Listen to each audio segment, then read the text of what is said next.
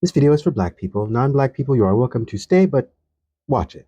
For all these videos I'm seeing from Black folks about segregation, like, it's funny and like it's catharsis and all, but y'all know that this is just a joke and you don't actually want segregation, right? You know that, right?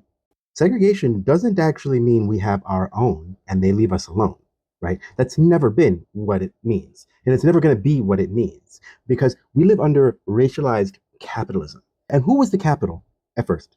Who was the capital? It was us. So if they segregate us, all that is just apartheid. And if we are, even if we are to somehow build our own all by ourselves under this overculture still, under this capitalist system, they're either going to take it or they're going to destroy it.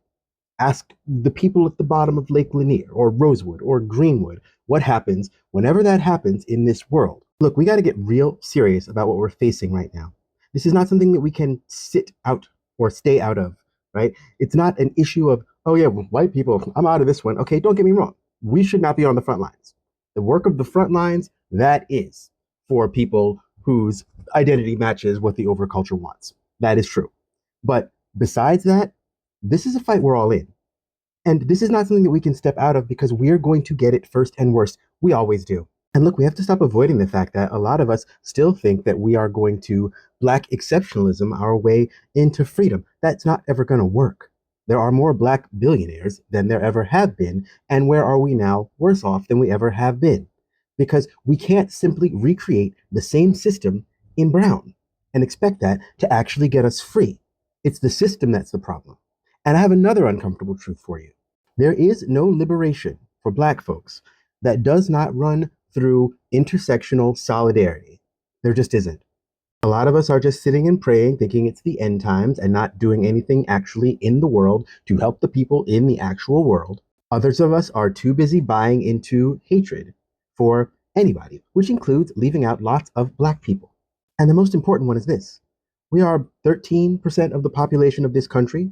That is not enough people to affect change, especially when we are so visible and so already controlled and have so little access to the wealth that we need to actually affect change.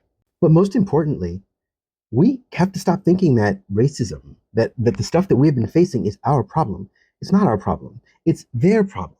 And it's one that they have to fix. And they have to listen to us. They have to get behind us in how to fix it, but they have to do the work.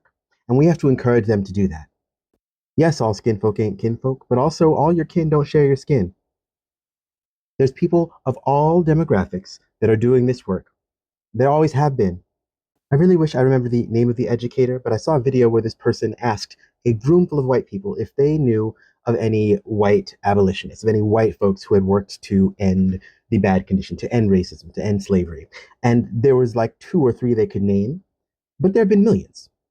There have been so very many. And guess what? They keep that a secret from white folks and also from Black folks because they don't want us to understand that that work has and always will be done by a coalition of people. Okay? The Panthers knew this. People who know how we're going to get free always know this.